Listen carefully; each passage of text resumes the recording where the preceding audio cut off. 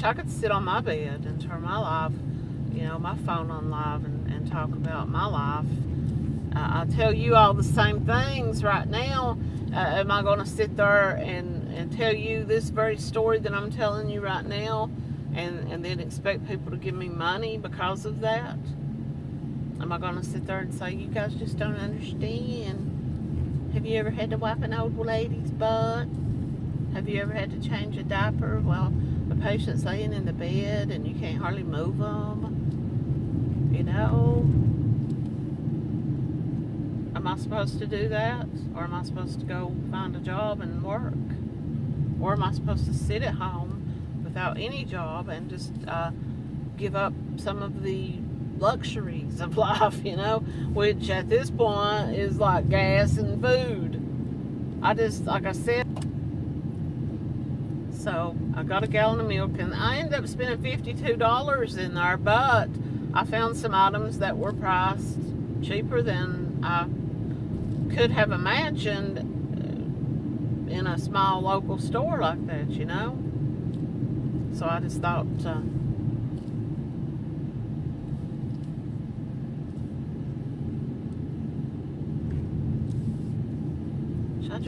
I dread carrying this stuff in. My husband's not home, so I'm gonna be the one to do it all, I guess. But I have before. But yeah, I just, I hope something else comes along closer to home. But man, with these prices and this gas and stuff, I don't know what people are going to do, really. If there's a little chipmunk sitting on a log, I might have to crack him in the head. I remember an episode of The Walking Dead. I'm a huge fan of The Walking Dead. And there was an episode where the Dixon brothers, Daryl Dixon and Merle. Now, for those of you who've never watched it, Merle is like Daryl's older brother, and he was always kind of like a bully. And they got separated, and Daryl, without Merle's influence and him, getting him into trouble and stuff, Daryl started to kind of become his own character. You know what I mean? He started becoming well respected and useful. And his brother really only wanted to use him for money to make, to steal and stuff. Sounds familiar, doesn't it? But anyway, there was an episode where the two of them were together and they were fighting.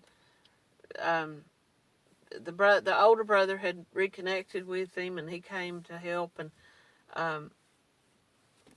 he saw how much his brother was respected by these other people, and because they call them the rednecks of the show, because they were these down south southern guys who like these redneck types. And someone made a comment that they were sitting out in the woods eating squirrel on a stick. Remember that? I remember someone made that name on one of the chats. I think it might have been Exposure Room. And someone had made the username, Squirrel on a Stick. Because they were saying that CMC ate squirrel on a stick or something. I don't know. But anyway, I mean, we may all have to learn how to eat squirrel on a stick over a fire. I mean, I'm sitting in my driveway right now and I can see my fire pit. And we have built fires over that before, and we have cooked. We take like an old... the old grate or what's it called? Your little metal part out of your grill. Or if you have an old stove at your house, like an oven, you can take out that part, put it over top of your fire with some cinder blocks or rock that won't burn through like wood will, and cook right over top of your fire. That's something that country people have a little bit better chance at than, because we talked about that back when they first started shutting everything down, and how we were back here in the hills and the heads of these hollers, and people who live in suburbs and who have homeowners association telling them what they can burn and what they can have in their yard and stuff. But back here, we can go chop down a tree, cut it up for firewood, and build us a bonfire, build us a fire in the fire pit, and we can cook food. My husband and I, one year, we cooked a low, what's it called, low country boil. We had shrimp and corn on the cob, and gosh, I can't remember what all we had in that thing. I can't remember now, but you potatoes, I guess, and the little small pieces of corn, the small ears of corn, the baby corn, and um, we cooked that outside. You could fish if you can. If you have a fishing license, yes, it's illegal to fish without one, but desperate times and desperate measures, right? So if there's a pond or a lake somewhere nearby and there's fish in it, you can fish. That's what people did to survive before the government got involved and started forcing everybody to have a fishing license. And now it's good that people have to have a hunting license because it controls some of these people going out here and just killing animals for the antler, for, the head to put on the wall. And I can't imagine anybody that's that stupid and pathetic, excuse me, that they would kill a deer and then not take the meat. But they poach, and they poach all the time. And now we have elk that have been brought into eastern Kentucky. And recently in Virginia, about, I guess it was around not Abingdon, but I can't remember the name of the town, but it was in like southwest Virginia. Someone found an elk had been killed, and these people had attempted to cut its head off. They had tried to use a hacksaw to cut its head off. They couldn't cut through the bone. They had attempted to cut its antlers off. Basically, they killed this animal and maimed it for nothing. And they were searching for them, and I think they might have found them. I can't remember. But people are pathetic that would do something like that. Especially when there's people out here that would take the meat. You know, if you are killing a deer just for the trophy, at least field dress it and bring it back and then offer it to one of your neighbors for the meat so that they can have food on the table, I don't know about people. People are stupid, I guess. But I didn't really sit and like I said, I watched a few minutes here and there of, oh my goodness, we would like to go out to eat, but she can't.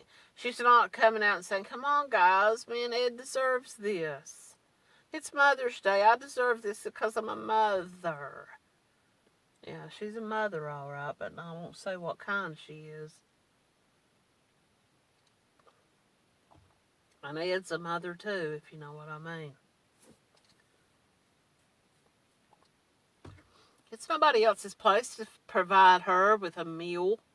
The heck was probably my stomach growling. I'm not eating anything today.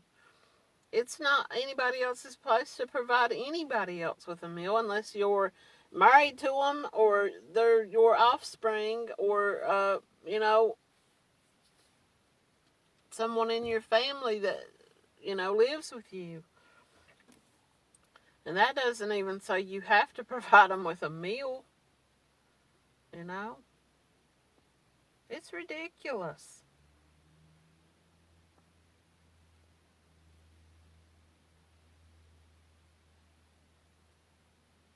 I mean, I took my mom, me and my sister, we took our mom and we went to eat, and we went to a restaurant, and my sister and I divided the bill. She didn't have anybody inviting her to come and eat because nobody wants to be around her. Nobody wants to hang out with her. She's not welcome at the family get-togethers and the family functions. And I'm sure that if they have a get-together of some kind, a family reunion or a Christmas dinner at one's house, they're all kind of like looking at each other like, is anybody, is she going to show up? Is everybody going to have their day ruined? Because she's going to come in here running her mouth and starting crap with people and then start crying about how nobody loves her and she's so picked on. Boo-hoo.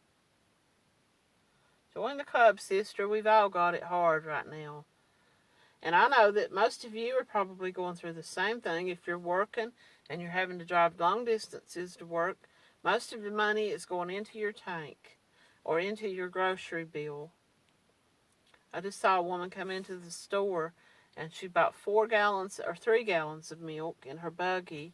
And I added it up and I said, that's around $14 for 3 gallons of milk. And she probably bought it because she probably figured by this time next week it'll be even higher. No, I don't. But people who relied on that as a little extra bonus food every month are going to be doing without that.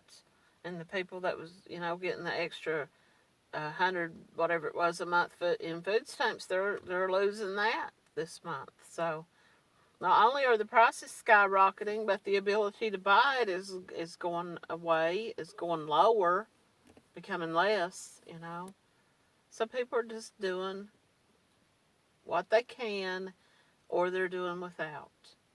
So we're going to do the best we can with our vegetable garden, and it may come down to people just having to give up meat. And that's not healthy for people. I know there are people out there who are vegan and who are vegetarian and who don't eat meat, but if you're a meat eater and you need the protein and the milk, and did you see all this about the baby formula? Like the baby formula's gone too, it's becoming harder to find. They are trying to starve us, people. I'm telling you, Hunger Games is a real life thing. I remember years ago, a friend of mine had started reading the book, The Hunger Games. And she told me, she said, you've got to read this book.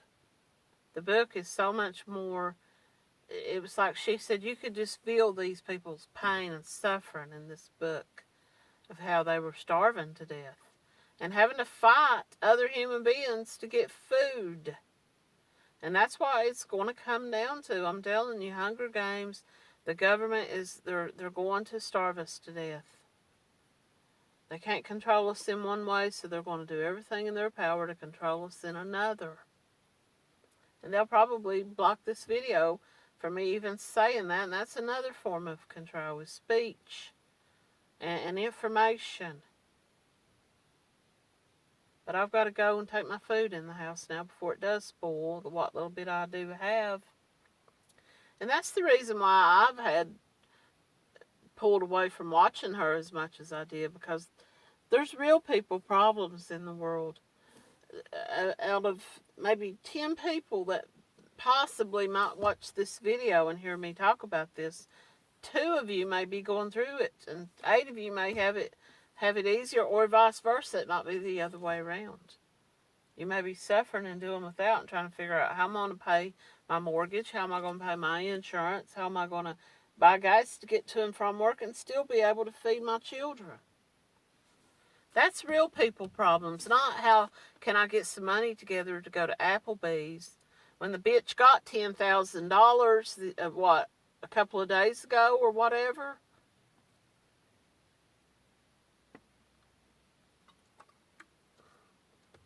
She's sickening. She's a low-life piece of trash, and all the people that are supporting her are no better than her. I'm sorry. Kick me out of all the groups, and that's fine if you do, but I stand by that statement.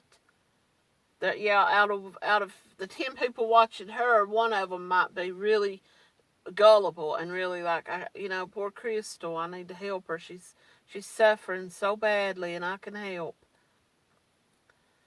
But anyway, I'm going to take my food in the house. And see, I get upset about it, and it's not even my life. I went to eat. I went to the restaurant with my mom and my sister, and I ate like a fattening hog. And I paid for it.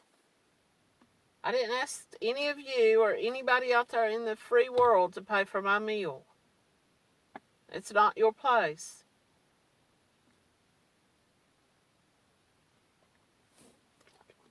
Sorry I got upset, guys, but, it's upsetting. It's an upsetting world that we're in right now.